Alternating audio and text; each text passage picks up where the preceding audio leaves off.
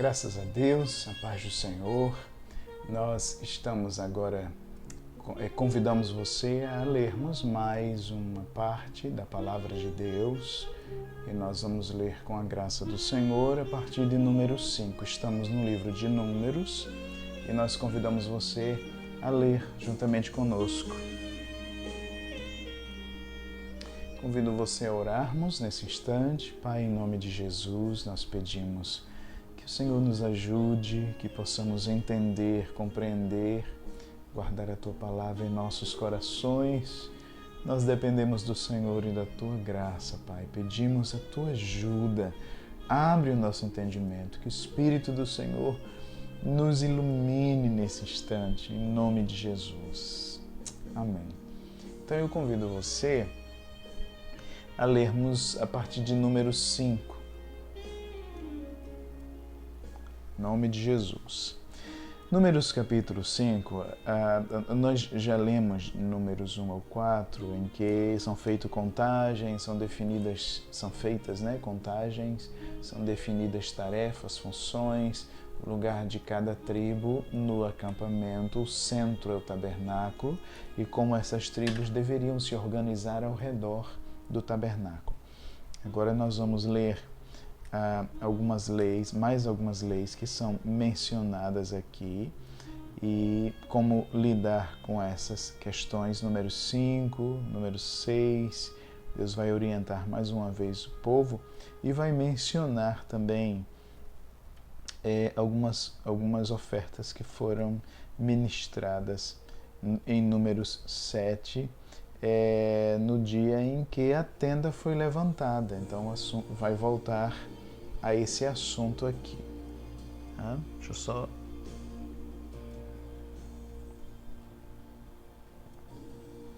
Então vamos ler número 5. Outra coisa então, que número 5 do 1 ao 4, que nós vamos ter aqui várias leis. E a ideia agora que Deus está organizando o acampamento, se você for para Levítico, você vai lembrar de como Deus orientou o povo com relação a algumas doenças que teriam um potencial aí de contagiar, de contaminar o povo.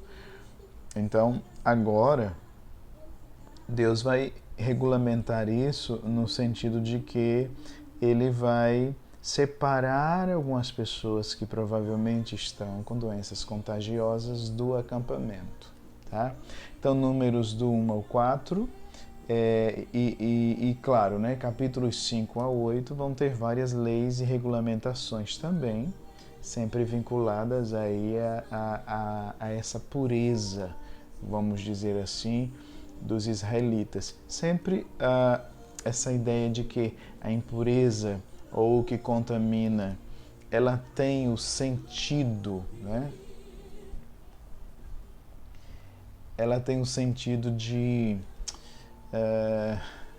lembra o pecado, lembra que a pessoa não estaria habilitada, vamos dizer assim, apta a estar na presença de Deus, e a grande ênfase é como servir o Deus Santo.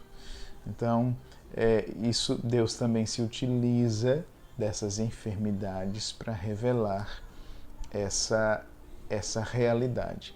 Então, capítulo 5, lembre-se que nós falamos que há 3 grandes centros, vamos dizer assim, nessa nova etapa em Israel, e também mesmo quando eles peregrinam, além de todos os lugares que eles passaram, aí você tem o Monte Sinai, e você vai ter Cades Barneia, e você vai ter as Campinas de Moabe. Lembre-se desses aspectos.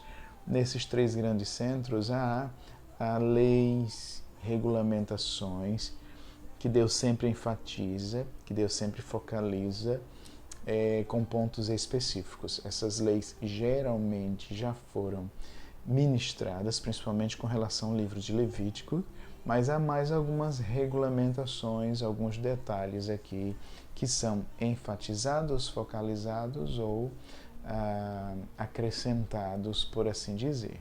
Tá? Então, Números 5, versículos 1 ao 4. O Senhor Deus diz a Moisés: mande que os israelitas retirem do acampamento todos os que têm uma doença contagiosa de pele, todos os que têm corrimento no membro e todos os que estão impuros por terem tocado em algum morto.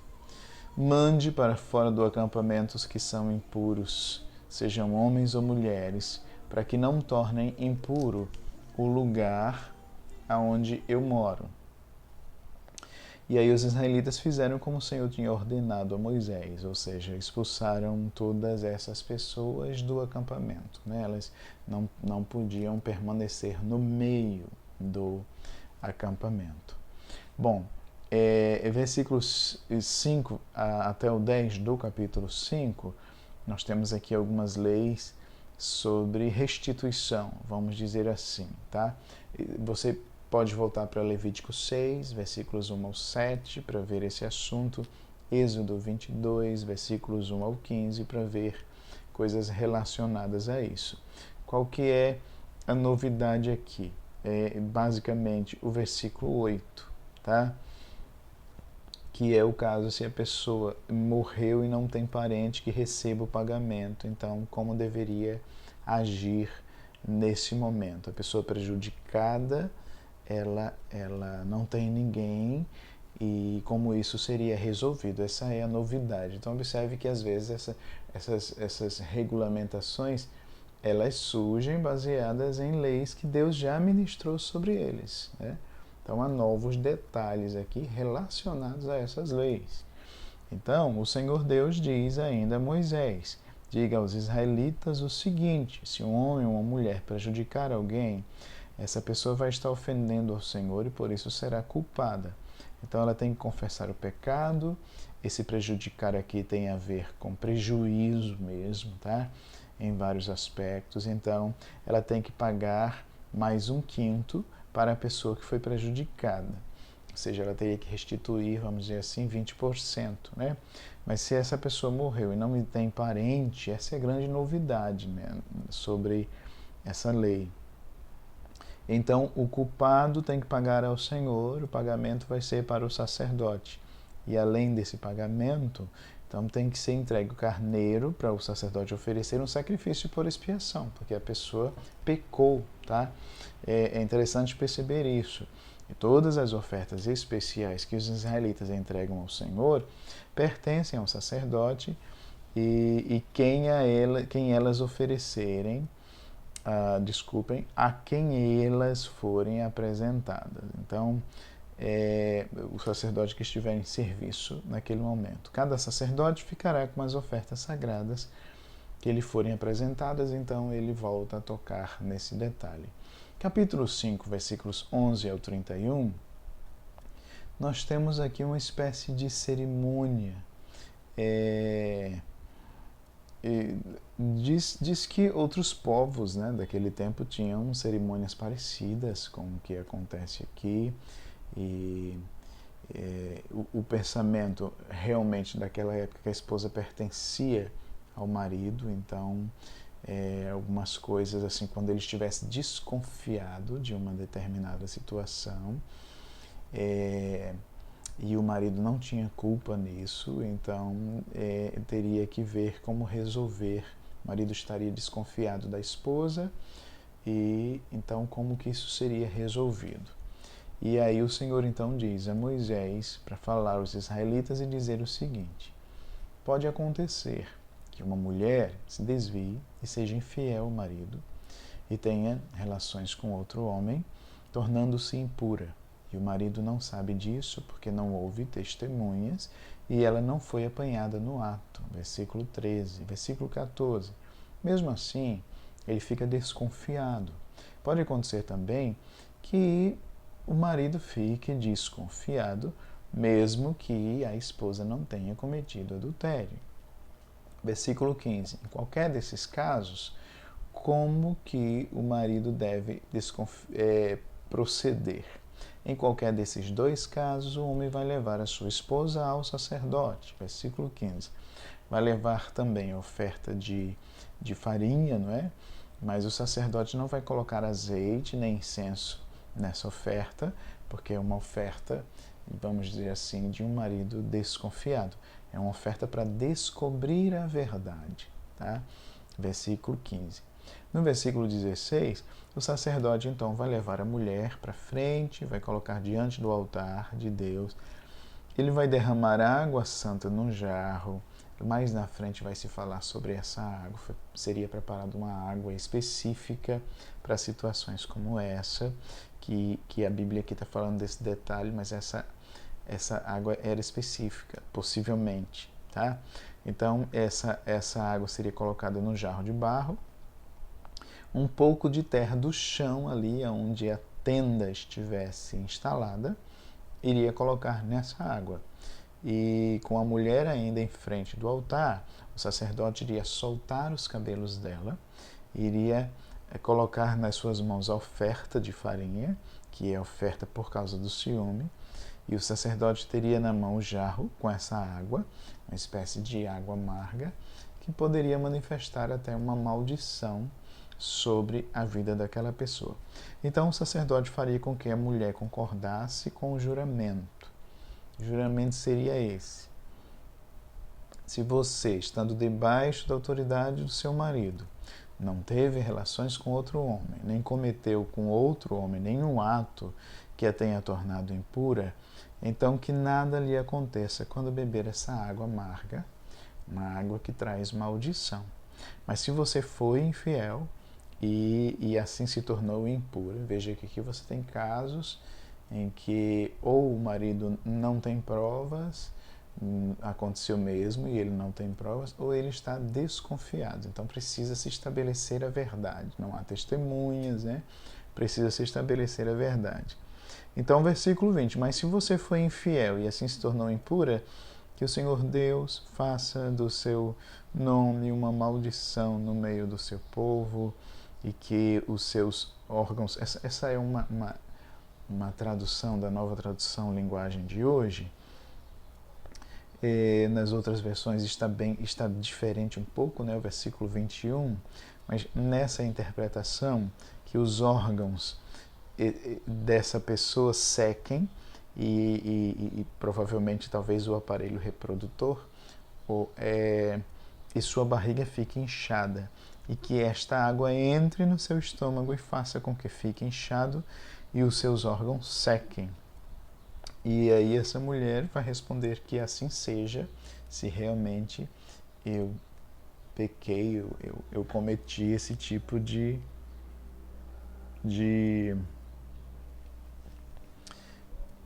erro, né?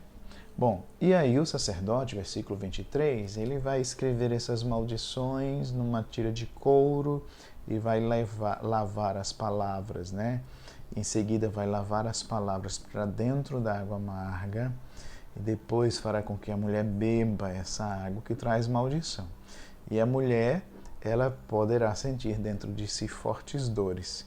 Porém, antes o sacerdote vai pegar na mão da mulher, da mão dela, a oferta de cereais feita por causa de ciúmes, e vai colocar essa oferta na presença de Deus. Vai apresentar, não é, diante de Deus. E o Senhor, de Deus o Senhor, não é, e vai trazer ao altar. E aí vai pegar um punhado da oferta de cereais e vai queimar em cima do altar para lembrar que é dada a Deus. Finalmente fará com que a mulher beba a água. E se de fato, é o que o texto diz, a mulher tiver cometido adultério, ficou impura, a água vai entrar nela e ela vai sentir fortes dores. Essa é uma interpretação, nova tradução linguagem de hoje. A sua barriga vai ficar inchada, os seus órgãos sexuais vão secar e ela será amaldiçoada no meio do seu povo.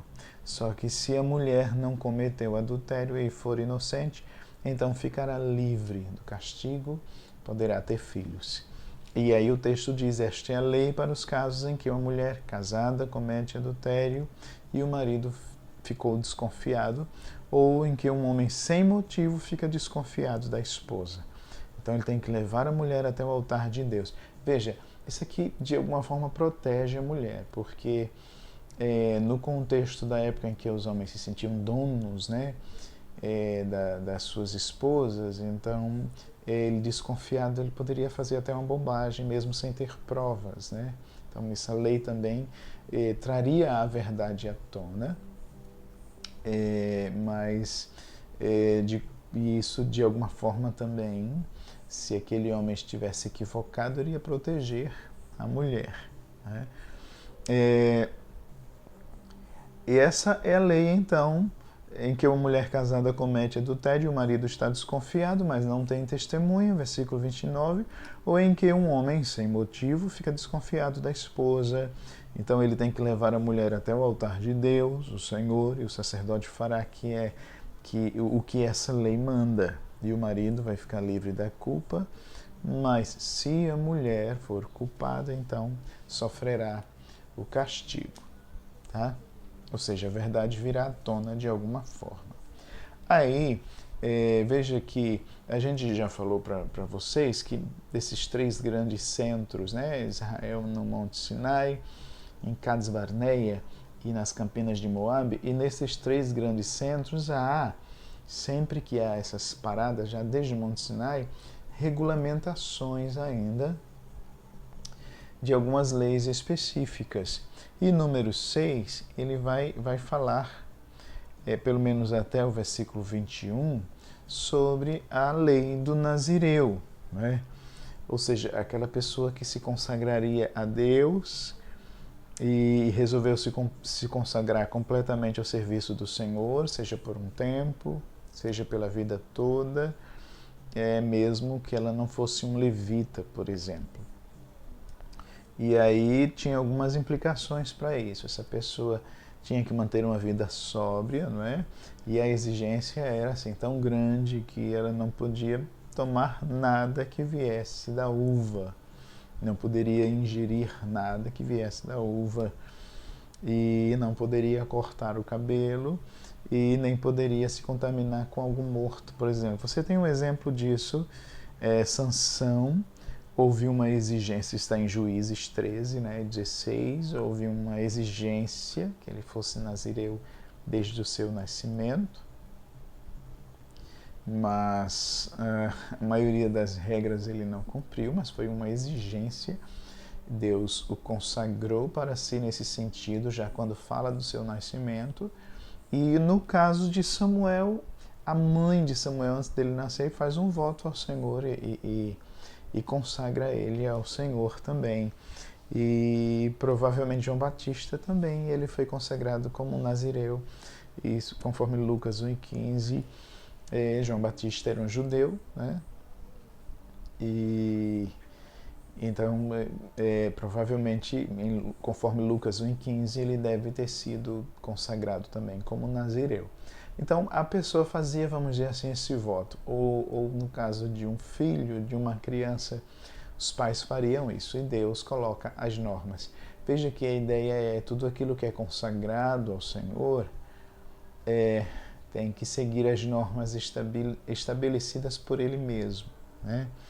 Então, o Senhor diz a Moisés, número 6, fale com os israelitas e diga o seguinte: qualquer homem ou mulher que fizer uma promessa especial de ser nazireu, se dedicar ao serviço do Senhor Deus, não deverá beber vinho nem qualquer outra bebida, não deverá beber nenhum tipo de vinho, nem mesmo bebida feita do suco de uva, nem para comer uva, nem mesmo passas, né? A uva desidratada, não é para comer nada vindo da uva enquanto for nazireu, porque às vezes esse era um voto temporário, não pode comer nada, nem mesmo as sementes ou as cascas das uvas. Durante todo o tempo, versículo 5, do seu voto de nazireu, não é para cortar o cabelo, nem fazer a barba, até acabar o tempo em que separou para se dedicar ao serviço de Deus. Ele vai se dedicar somente ao Senhor e vai deixar crescer completamente o cabelo. Versículos 6 e 7, o cabelo seria um sinal da sua consagração ao serviço do Senhor. Por isso ele não deve se tornar impuro também, chegando perto de algum morto. As pessoas que vissem esse tipo de pessoa, geralmente ela perceberia que essa pessoa tinha feito esse voto, né? Então, a exigência é basicamente a mesma de um sacerdote. Com relação a luto, por exemplo, versículos 6 e 7, E versículo 8, enquanto for nazireu, ele está separado para o serviço de Deus, o Senhor. E se alguém morrer de repente perto dele, e isso, né, fizer com que ele se torne impuro, versículo 9, ele vai ter que 7 dias depois rapar a cabeça, fazer a barba, vai ficar puro. Aí no 8º dia ele teria que trazer 2 rolinhas ou 2 pombinhos para o sacerdote na entrada da tenda, e o sacerdote vai apresentar um deles como oferta para tirar pecados e o outro como oferta que vai ser completamente queimada, e para conseguir o perdão dos pecados que cometeu. Veja, ele pecou no sentido de ter rompido, né, com o seu voto. Isso está no versículo 11. E aí ele vai dedicar de novo, né, o seu cabelo ao Senhor. Então, dedicará de novo ao serviço de Deus, o Senhor, o seu tempo como nazireu. E diz que esse tempo em que ele se tornou impuro não vai ser contado, tá? E como oferta para tirar a culpa, tipo, foi um acidente, alguém caiu morto perto dele. Mesmo assim, esse tempo não vai ser contado. Ele teria que ainda oferecer algo para tirar a culpa e teria que começar tudo de novo. A lei para o nazireu, quando chegar o fim do tempo, né, digamos que não aconteceu nada, ele cumpriu seu voto, digamos que foi algo temporário, né, ele não se consagrou para a vida inteira, mas ele temporariamente se consagrou a isso. Então tem o tempo, versículo 13, e aí diz como é que ele teria que proceder quando se encerrasse esse tempo. Então, à porta da tenda, ele vai entregar a Deus 3 animais sem defeito, que seria um carneiro de 1 ano, como sacrifício para ser totalmente queimado, uma ovelhinha de 1 ano, como sacrifício para tirar pecados, e um carneiro como oferta de paz, oferta de comunhão. E ele também iria oferecer uma cesta de pães, né, sem fermento, seriam talvez aí pães grandes, versículo 15, farinha misturada com azeite, né? Esse pão deveria ser feito assim. E também pães pequenos, quem sabe aqueles pães achatados, né? Com um pouco de azeite por cima. E aí teria que oferecer também as ofertas de cereais e ofertas de vinho ao Senhor, que talvez a sua versão chame aí de ofertas de libação. Versículo 16, o sacerdote apresentaria tudo diante de Deus, o Senhor, e iria oferecer o seu sacrifício para tirar os pecados e a oferta que vai ser completamente queimada. Ele apresentará ao Senhor o carneiro como oferta de comunhão e também oferecerá a cesta de pães sem fermento. Ele vai dar ainda as ofertas de cereais e as ofertas de vinho. E versículo 18, na porta da tenda, aí o nazireu iria raspar a cabeça, iria pegar esses cabelos e colocar no fogo, onde aquela oferta de comunhão estaria sendo apresentada diante do Senhor, que a sua versão talvez chame de oferta pacífica, oferta de paz.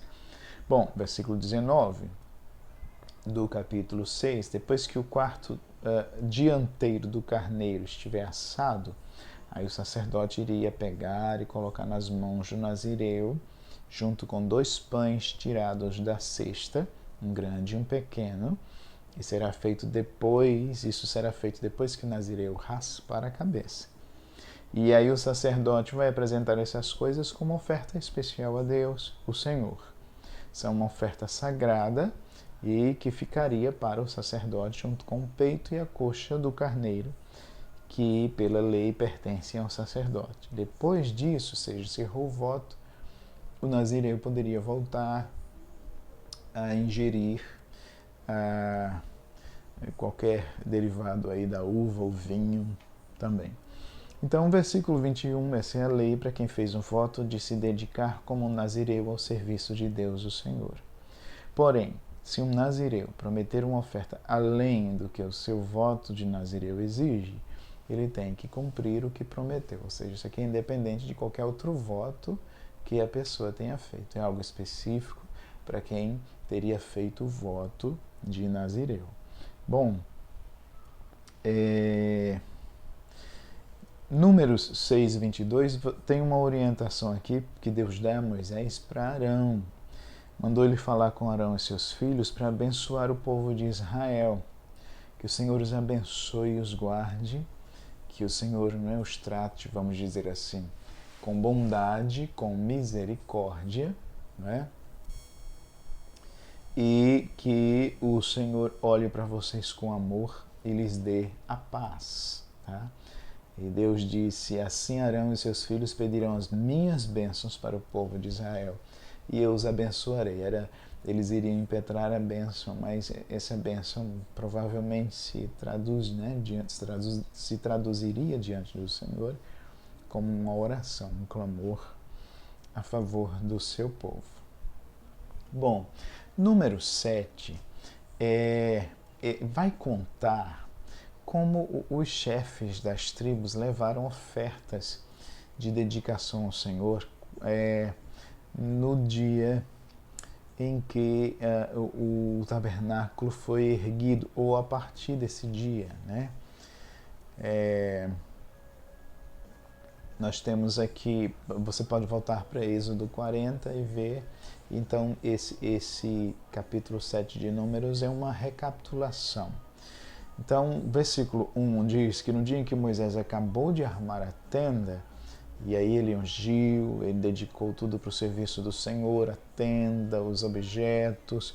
Então, os chefes de família, não é, dos clãs de Israel, esses grupos de famílias que eram líderes das tribos de Israel, os mesmos homens que ajudaram lá na contagem do povo, lembra?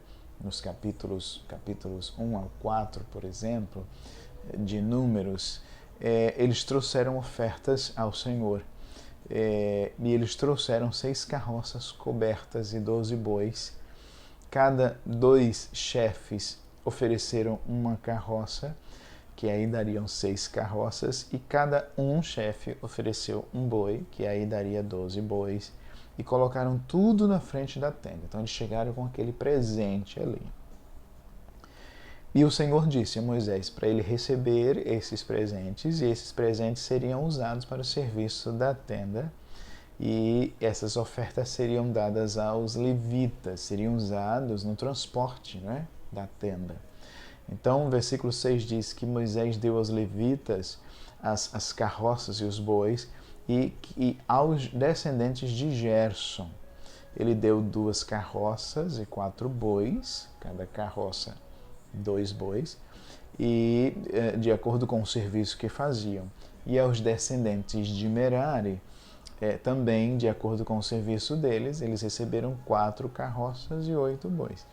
Então, esse serviço, que era, né, você lembra que nós lemos, né, capítulos 3 e 4 basicamente, em que quem orientava os gersonitas e os meraritas, esses 2 clãs da tribo de Levi, era Itamar, final do versículo 8, né? Que era filho do sacerdote Arão.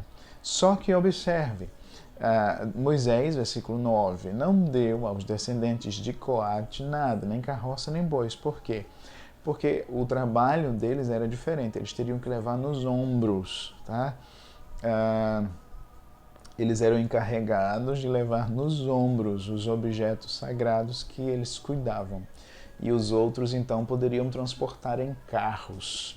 Tá? Esse detalhe. É até interessante a gente perceber que um dos erros ali, quando Davi vai transportar a arca para Jerusalém, naquela primeira vez em que há morte, um dos detalhes é que a arca tinha que ser carregada nos ombros, né? Então, é interessante pensar nesse detalhe aí. Bom, e aí o versículo 10 de número 7 diz que os chefes trouxeram as ofertas para comemorar a dedicação do altar ao serviço do Senhor. Quando eles já estavam prontos para apresentar as suas ofertas no altar, aí o Senhor disse a Moisés que cada um desses chefes deveria fazer isso no seu dia, deveriam apresentar suas ofertas com dedicação do altar ao serviço do Senhor. Então, versículos 12 até o 83, é um capítulo bem extenso de número 7, vai mostrar como esses chefes apresentaram suas ofertas por ordem, cada um no seu dia. Então diz, basicamente esses versículos, talvez não precise a gente ler tudo aqui, mas basicamente esses versículos vai dizer o dia, quem ofereceu nesse dia essa oferta, tá? E a partir ali do versículo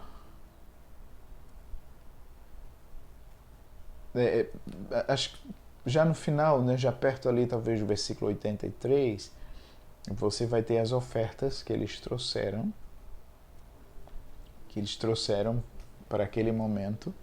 E aí versículos 84 e 85 vai mostrar o total dessas ofertas e basicamente que ofertas eram essas também. E aí versículo 89, quando Moisés então entrou na tenda para falar com o Senhor, ele ouviu a voz de Deus falando com ele de cima do propiciatório, uma espécie de tampa, vamos dizer assim, que ficava sobre a arca da aliança do meio dos dois querubins. E aqui vai dizer, o texto vai dizer, era assim que Deus falava com Moisés. Lembre-se que esse detalhe é importante para você entender que Êxodo 40, tabernáculo é levantado. Esses detalhes aqui acontecem em vários dias, né, nessa inauguração. Também o preparo e a consagração dos sacerdotes para exercerem seus serviços.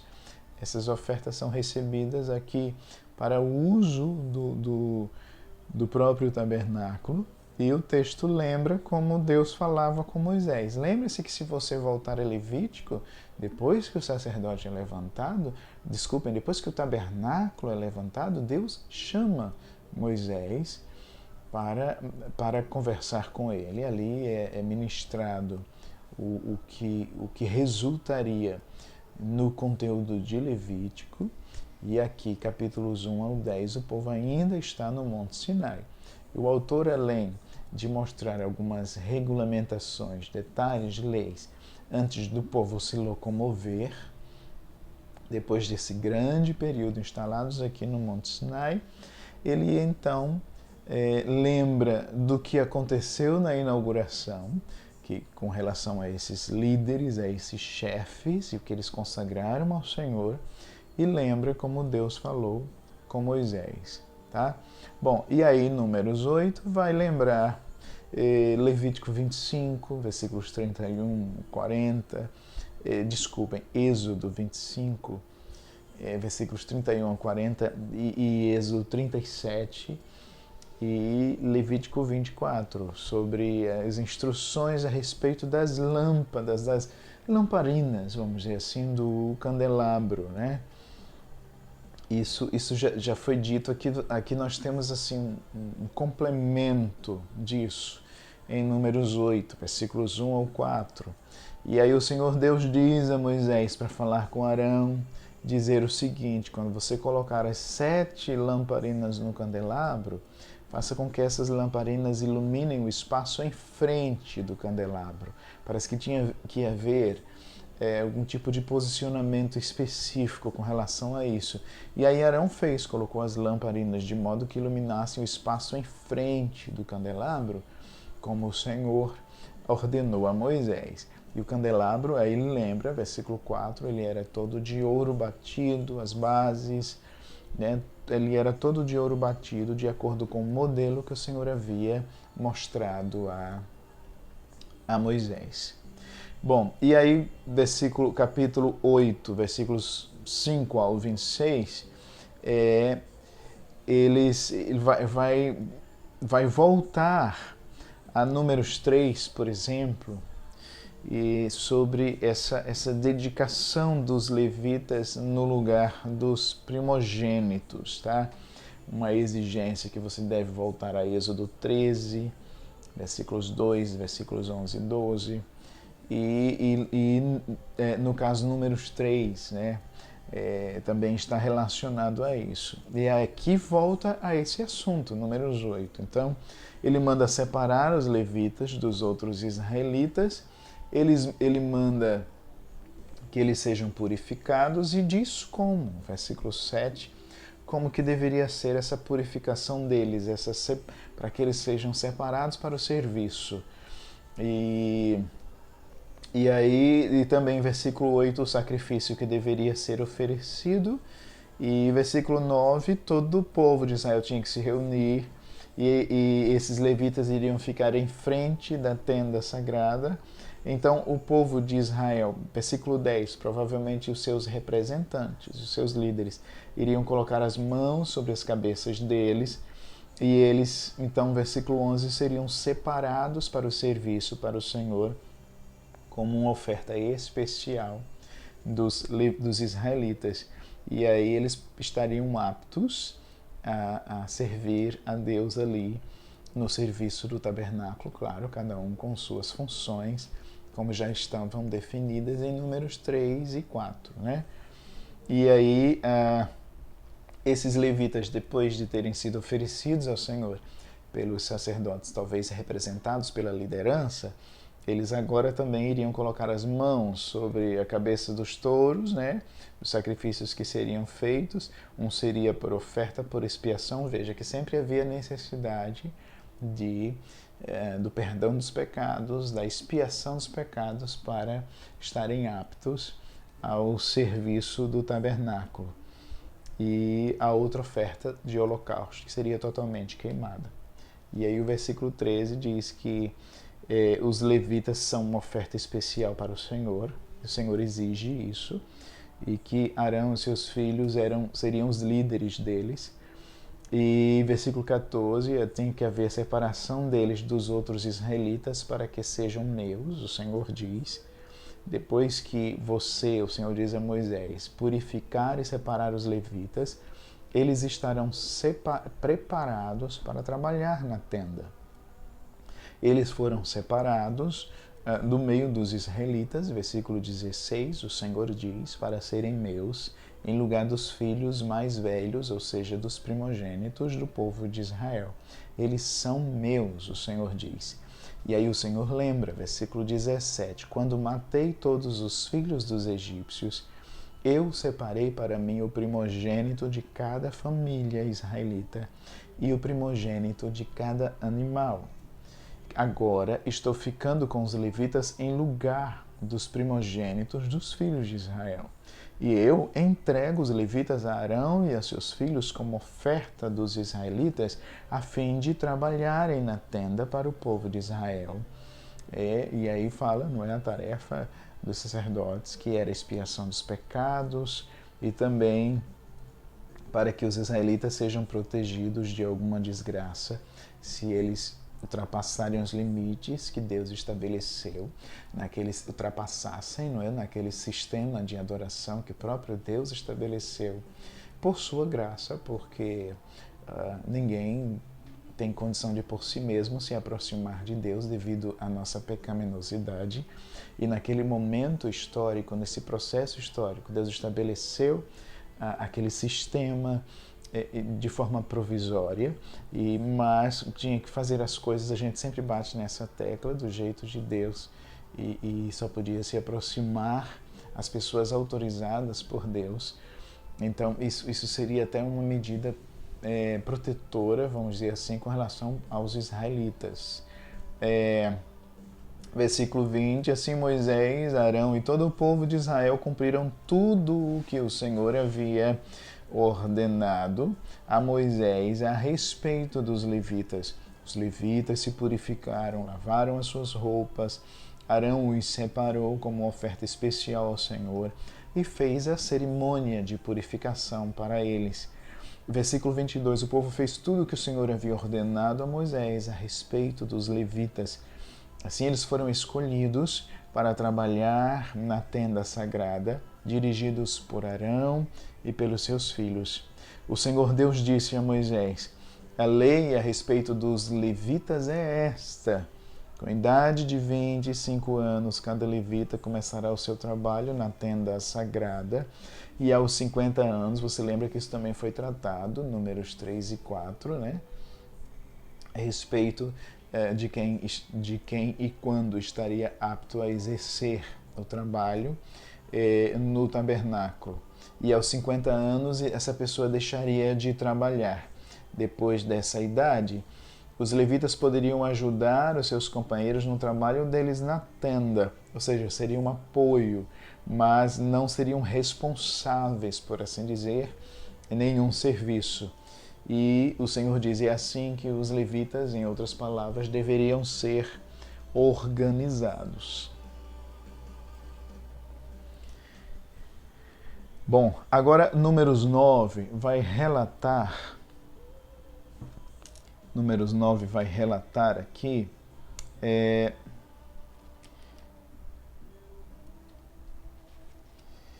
uma Páscoa, né? Uma Páscoa que o povo comemora, e aqui o povo está se organizando para se locomover, tá? Então vamos para Números 9 e o que aconteceu? No primeiro dia do segundo ano depois da saída de Israel do Egito, o Senhor falou com Moisés no deserto de Sinai. Então você tem aqui um processo de um ano, né? E você lembra de Êxodo 12, que quando o povo saiu do Egito, o povo celebrou a Páscoa. E agora o Senhor diz para Moisés, no dia 14 deste mês, começando ao anoitecer, o povo de Israel tem que comemorar a festa da Páscoa, de acordo com as leis e ordens a respeito dela. Números 9, versículos 1 ao 3. Versículo 4. Portanto, Moisés mandou que os israelitas comemorassem a Páscoa.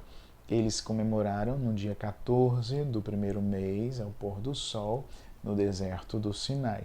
E os israelitas fizeram tudo o que o Senhor havia ordenado a Moisés. Só que alguns homens não, versículo 6, e aí talvez a ênfase aqui seja isso, e aqui é regulamentado mais um aspecto a respeito da Páscoa. Alguns homens, eles não estavam ritualmente habilitados, aptos a participarem da Páscoa, porque eles tocaram no morto e por isso não puderam comemorar a Páscoa naquele dia. E aí eles foram conversar com Moisés, versículo 6, Moisés e Arão. E aí, versículo 7, eles disseram, a gente está impuro porque nós tocamos no morto.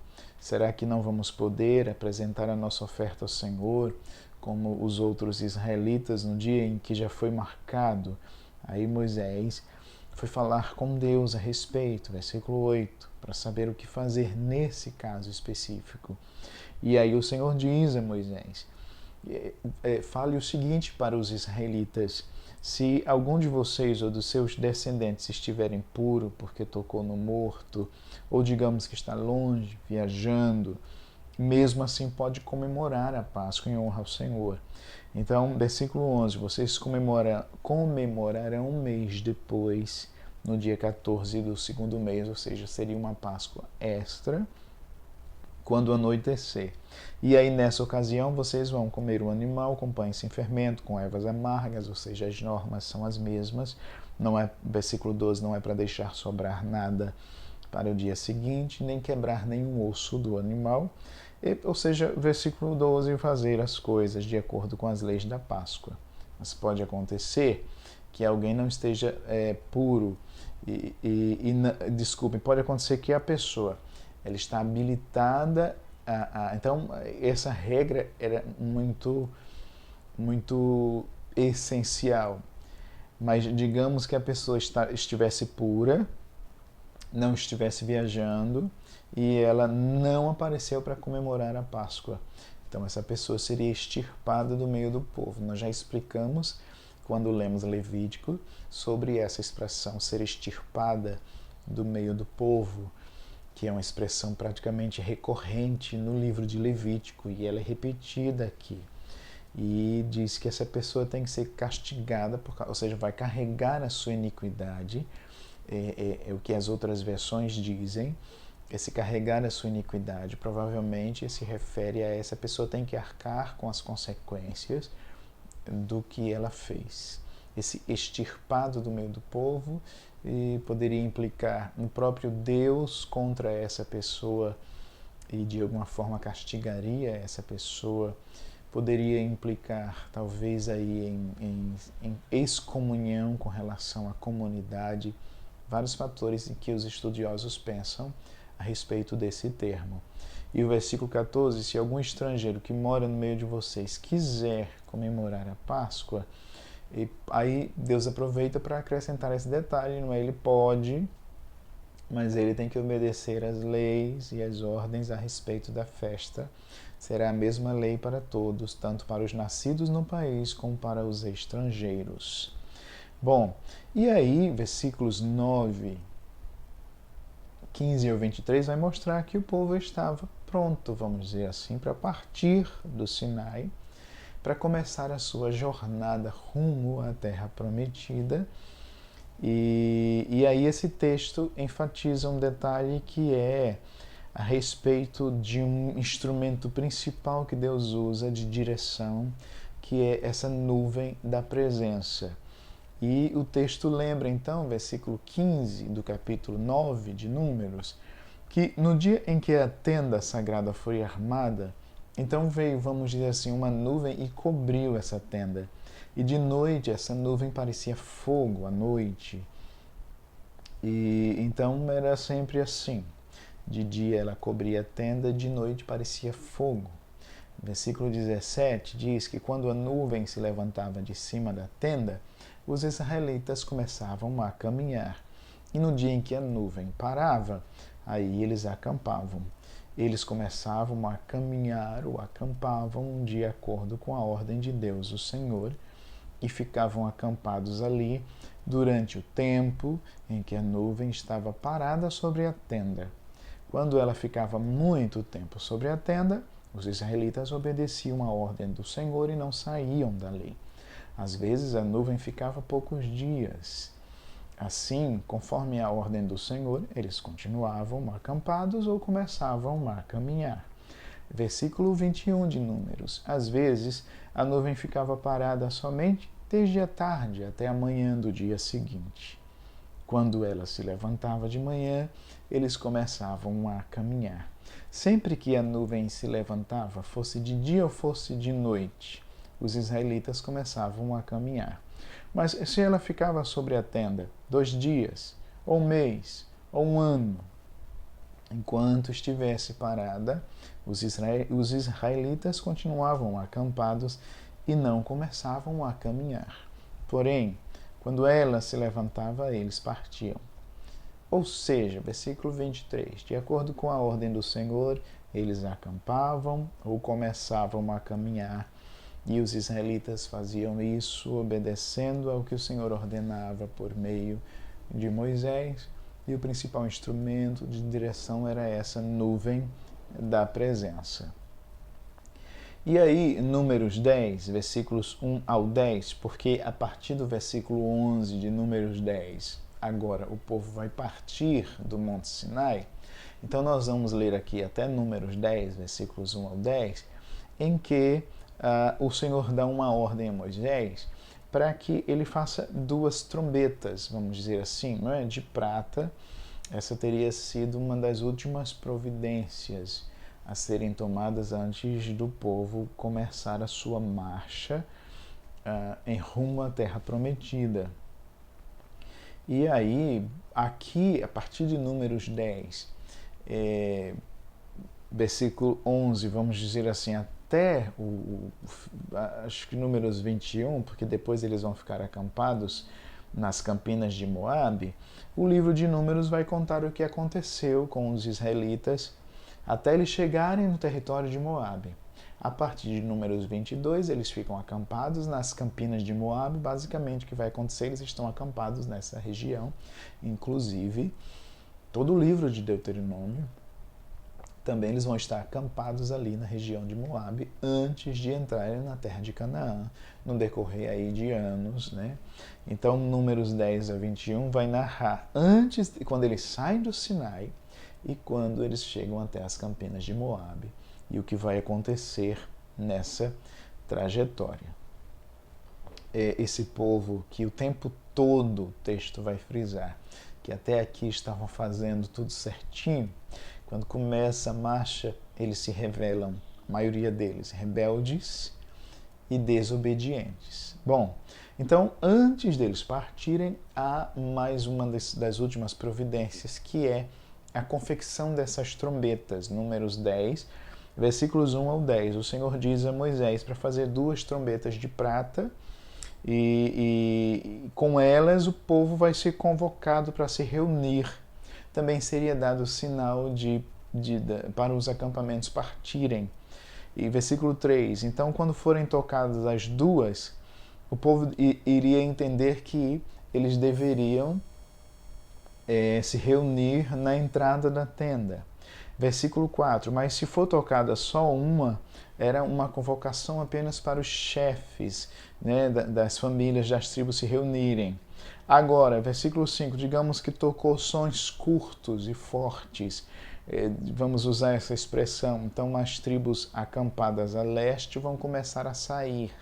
Observe, ele está dizendo quando o toque serve para o povo se reunir, quando o toque serve para a liderança se reunir e quando o toque orientava para cada acampamento se locomover, à medida que provavelmente a nuvem se erguesse e o tabernáculo precisasse ser desmontado. Então haveria uma organização, provavelmente a pessoa que fosse tocar deveria subir, né, em algum lugar, ficar em alguma posição estratégica para tocar e os acampamentos iam seguindo a ordem de acordo com esse toque. Então, versículo 6 diz, quando tocar pela segunda vez, não é? Um toque de som curto, forte. Então, as outras tribos ao sul, primeiro a leste, depois ao sul. Lembre-se que cada lado do tabernáculo, esses leste, sul, norte e oeste, é em relação ao tabernáculo. O tabernáculo é o centro. E lembre-se que ao lado de cada um dos lados do tabernáculo ficavam 3 tribos, cada uma comandada, cada uma desses pilotões eram comandados por uma tribo específica. Então, versículo 6, tocou pela segunda vez, as tribos ao sul sairão. O sinal para a partida serão toques curtos e fortes. Versículo 7, mas para reunir o povo são toques longos.